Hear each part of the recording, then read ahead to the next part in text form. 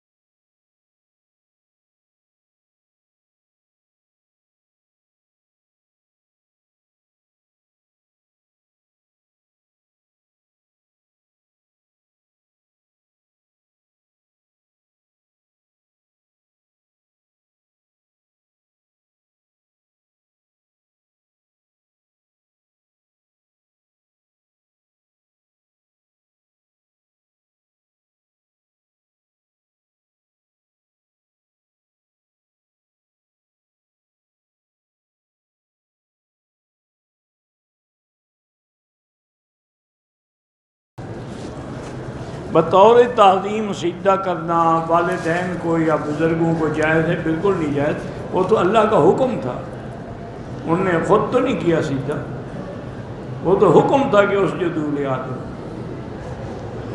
ہمیں تو حکم ہے کہ لا تسجدوا للشمس ولا للقمر واسجدوا للہ الذی خلقہن، صرف اللہ کو سجدہ کرو۔ اسی تعظیم سے تو بات بگڑتی ہے نا، پہلے حضور ہوتے ہیں پھر پر نور ہو جاتے ہیں۔ 2 کلو کا کھانا کھایا ہوا ہے پر نور، نور سے بھرے ہوئے۔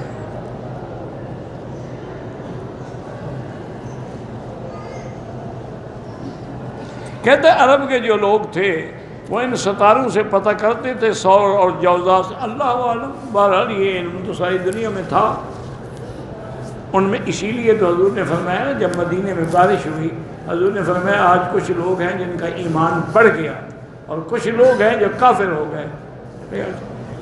میں کہ جن کا ایمان ہے وہ کہتے ہیں مطرنا بفضل اللہ، اللہ کے فضل سے بارش ہوئی ہے، اور جو بدبخت ہیں وہ کہتے ہیں مطرنا بنوء کذا و کذا، چونکہ آج ستارہ فلاں برج میں تھا اس لیے بارش ہوئی ہے۔ ان کا ستاروں پہ ایمان ہے، کفر بڑھ گیا۔ جن کا اللہ پہ ایمان ہے وہ ان کا ایمان بڑھ گیا۔ ایک آدمی حضرت علی رضی اللہ تعالیٰ عنہ جب خوارج کے خلاف جنگ کی تیاری کر رہے تھے اور فوجیں تیار تھیں. ایک آدمی آیا, اس نے سلام کیا اور کہا کہ یا امیر المومنین, میں آپ کی خیر خواہی میں آیا ہوں, میں عرض کرتا ہوں کہ آج آپ سفر نہ کریں فوجوں کے ساتھ. اور میں کیوں؟ انہوں نے کہا کہ القمر فی الاقرب, آج قمر جو ہے نا وہ اقرب برج میں ہے, اور جب یہ اقرب برج میں ہوگا تو آپ کو شکست ہو جائے گی. حضرت علی جیسا ایمان والا بندہ, انہوں نے کہا بدبخت مجھے یہ بتاؤ کہ اگر چاند اقرب میں ہے تو میرے دشمنوں کا چاند کہاں ہے؟ چاند تو ایک ہے. اس نے کہا جی وہ بھی اقرب میں, تو کام برابر ہو گیا, پھر میں کیوں ڈروں؟ آپ نے اپنی تیاری جاری رکھی, کہا اس کو جیل میں ڈال دو, واپس آ کے فیصلہ کروں گا. یہ منجم ہے, ستاروں پہ اس کا اعتقاد ہے, توبہ نہ کی پھر اس کو میں سمجھاؤں گا. میں بریلوی ہوں, اللہ آپ کو ہدایت دے. کیا امام احمد رضا خان بریلوی غلط ہیں؟ ان کی کتابیں پڑھ لو, پتہ لگ جائے گا.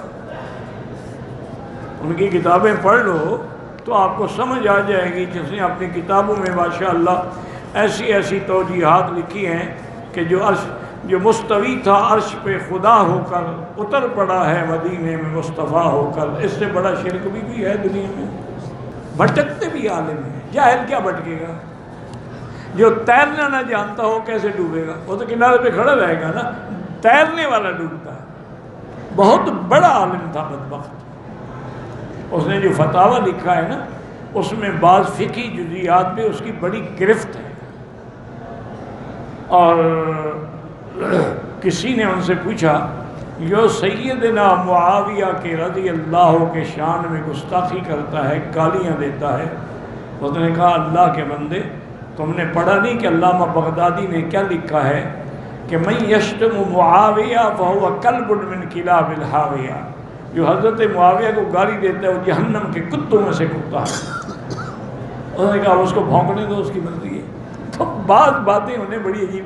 اچھا, کسی ایک نے پوچھا کہ حضرت طوائف اگر خیرات کرے اور ہمیں دعوت دے یا کھانا بھیج دے تو اس کی کمائی تو زنا کی ہوتی ہے, تو وہ کھانا ہم کھائیں یا نہ کھائیں؟ فرمایا بھائی فقیر کا بارہا کا تجربہ ہے, یہ عورتیں ایسے وقت میں قرضہ لے لیتی ہیں, خیرات قرضے سے کرتی ہیں, پھر اپنے پیسے سے قرضہ ادا کر دیتی ہیں. تو پیسہ تو بدل گیا نا, فقہی جزی تو ہے نا. یہ الگ بات ہے کہ حضرت کو تجربہ کیسے تھا. اللہ مغفرت کرے, اللہ مغفرت کرے, اللہ مغفرت.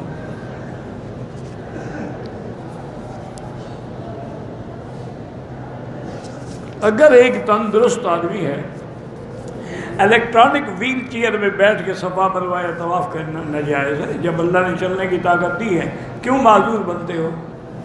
ایسا نہ ہو کہ پھر اللہ ہمیشہ کے لیے ویل چیئر پہ بٹھا دے. حضور پاک کے مواجہہ شریف میں جو صلاۃ و سلام پڑھتے ہیں وہ سنتے ہیں, دور سے جو درود شریف پڑھتے ہیں وہ فرشتوں کے ذریعے پہنچایا جاتا ہے.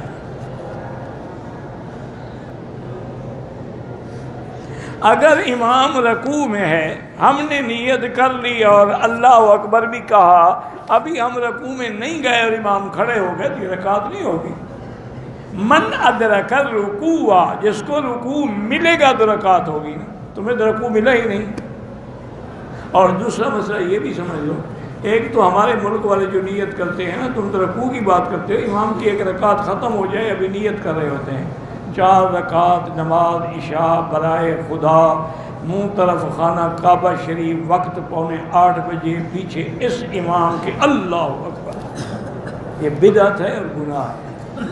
ایک دوسری بات یہ ہے کہ اگر امام رکوع میں ہے اور تم آگے جلدی رکوع میں مل جاؤ, پھر بھی رکعت دے, پہلے اللہ اکبر تکبیر تحریمہ کہہ کے کھڑے ہو,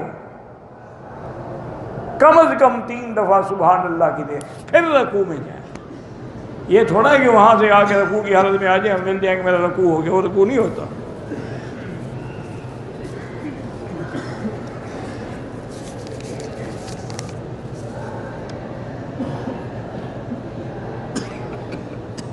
عورتوں کے گروپ میں ایک عورت آئی, اس کا خاوند یہاں موجود, ٹھیک ہے اللہ قبول کرے, خاوند موجود تھا, اس نے سنبھال لیا. آئندہ سفر نہیں کرنا چاہیے. عمرے کے اندر میں نے کعبہ شریف کے غلاس کا بوسہ لیا، کچھ نہیں ہوتا۔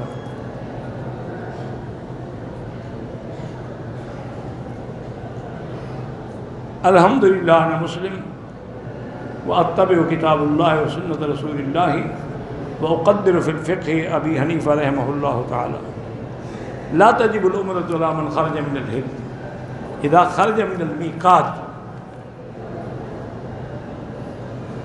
عمرے میں سر کو خود گنجا کیا، کوئی بات نہیں۔ 4 رکعت سنت میں اگر آخری 2 رکعت میں سنت پڑھنا بھول جائیں تو یہ سجدہ صاف کر دیں، ورنہ نہیں ہوئی نماز دوبارہ پڑھیں۔ میں بیمار ہوں، میرے سر میں دانے ہیں تو مشین پھروا سکتے ہیں، بہرحال جتنا ممکن ہو اتنا بال کٹوائیں۔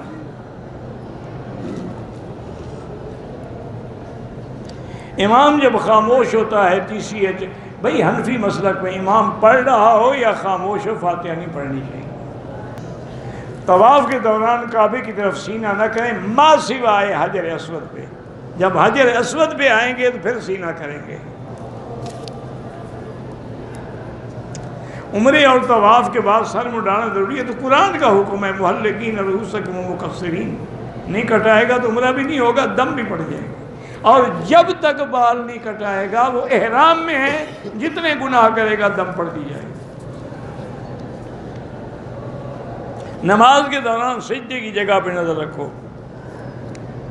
فجر کی اذان سے 5 منٹ پہلے سنتیں ادا کر دی، وہ ادا نہیں ہوئیں۔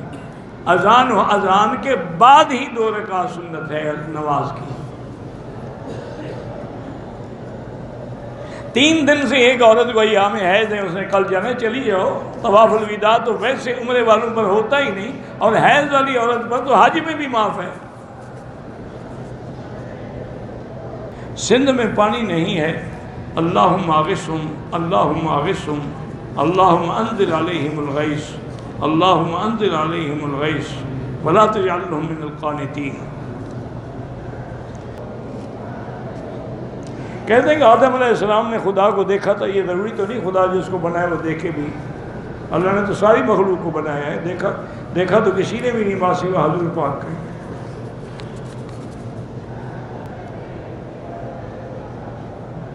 میں مذہب شیعہ پہ مطالعہ کرتا ہوں، مطالعہ کرتے ہیں تو کتابیں موجود ہیں، ہدیۃ الشیعہ بھی موجود ہے، تاریخ الخلفاء بھی ہے، تحفہ اثنا عشریہ بھی ہے، ازالۃ الخفا بھی ہے، اور آج کل ایک نئی کتاب آئی ہے اصول المذہب الشیعہ، 2 جلدوں میں، بڑی اچھی کتاب ہے، کسی نے PhD کی ہے نوجوان نے، اس نے بڑی تحقیق کی ہے۔ حضرت عمر کی مونچھیں اتنی بڑی نہیں تھی جو منع ہوں، ورنہ حکم یہی ہے کہ مونچھیں تو ہوں نا، مونچھوں پہ استرا پھروانا منع ہے۔ احف اللحا وقص الشوارب، حضور میں داڑھی بڑھاؤ مونچھیں کٹاؤ، یہ نہیں کہا مڈاؤ۔ داڑھی مڈا کے فیشن بنواتے ہیں وہ ناجائز ہے۔ قبر پر دعا مانگتے ہوئے قبلہ رو کھڑا ہو ضروری نہیں ہے، لیکن قبر والے سے نہ مانگو، قبر والوں کے لیے دعا مانگو۔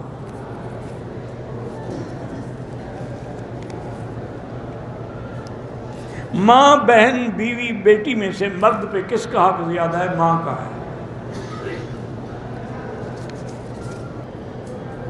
میرے خاوند جو ہے ان کو بڑا غصہ ہوتا ہے تو استغفار پڑھا کرو اور لا حول ولا قوت الا باللہ العلی پڑھ کے دم کیا کرو۔ طواف کے 2 رکعت جو ہیں وہ واجب ہیں، کیونکہ امام حنیفہ رحمۃ اللہ علیہ فرماتے ہیں جو حضور نے کبھی نہ چھوڑی ہو چیز وہ واجب ہے۔ فرض تو وہ ہے نا جو نص میں ہے، تو حضور نے وتر کبھی نہیں چھوڑے، واجب ہے۔ ہر رکعت طواف کے بعد آپ نے ہمیشہ 2 رکعت پڑھی ہیں تو وہ بھی واجب ہے، باقی ائمہ کے نزدیک سنت ہیں۔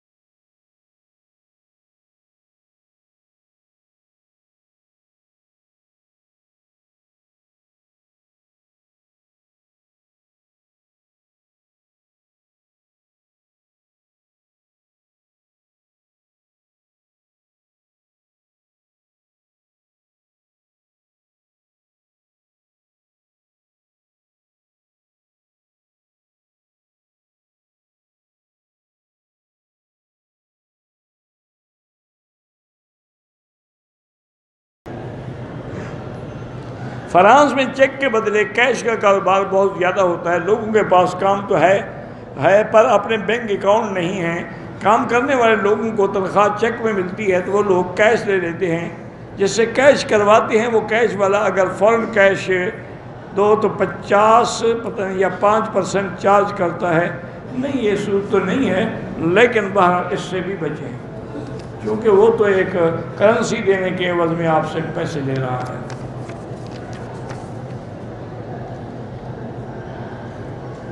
ہمارے ہاں جھگڑا ہوتا ہے، رشتہ دار درمیان میں آ جاتے ہیں، رشتہ دار طرفداری کرتے ہیں. آپ رشتوں کہتے ہیں کہ رشتہ دار کی ہی کیوں نہ، اسی کا نام تو جاہلیت ہے نا کہ بطور رشتہ دار مدد کرے چاہے وہ نہ حق پہ ہوں. حالانکہ مدد تو حق کی کرنی چاہیے نا.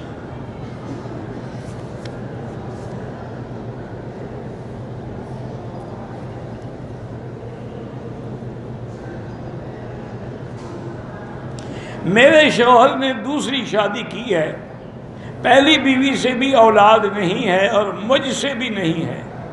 میرے اور شوہر کے سارے ٹیسٹ ٹھیک ہیں، اب وہ تیسری شادی کر رہے ہیں. کرنے دو، اس کو اچھی بات ہے. جب تم 3 ہو جاؤ تو اتفاق کر کے ایک دن پھینٹی لگاؤ، ٹھیک ہو جائے گا. ایسے بگڑے تگڑے شوہر کا علاج تو پھر یہی ہے نا. 2 بیویاں ہیں، اولاد ہے نہیں، حضرت تیسری کر رہے ہیں. انا للہ و انا الیہ راجعون.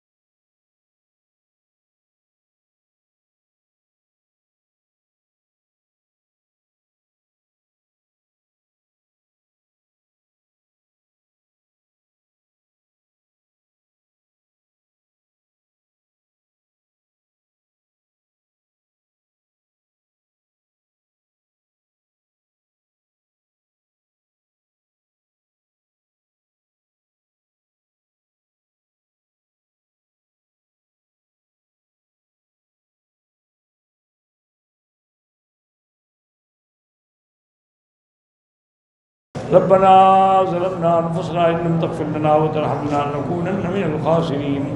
اللهم استرنا بسترك الجميل، اللهم استر عوراتنا، آمن رواتنا، خفف لواتنا. اللهم لا تجعلنا من القانتين ولا تردنا عن بابك خائبين. اللهم اشفنا واشف مرضانا ومرضى المسلمين. ربنا آتنا في الدنيا حسنة وفي الآخرة حسنة وقنا عذاب النار. وصلى الله تعالى على خير خلقه سيدنا محمد وعلى آله وصحبه أجمعين. اللهم صل على سيدنا محمد وبارك وسلم عليه.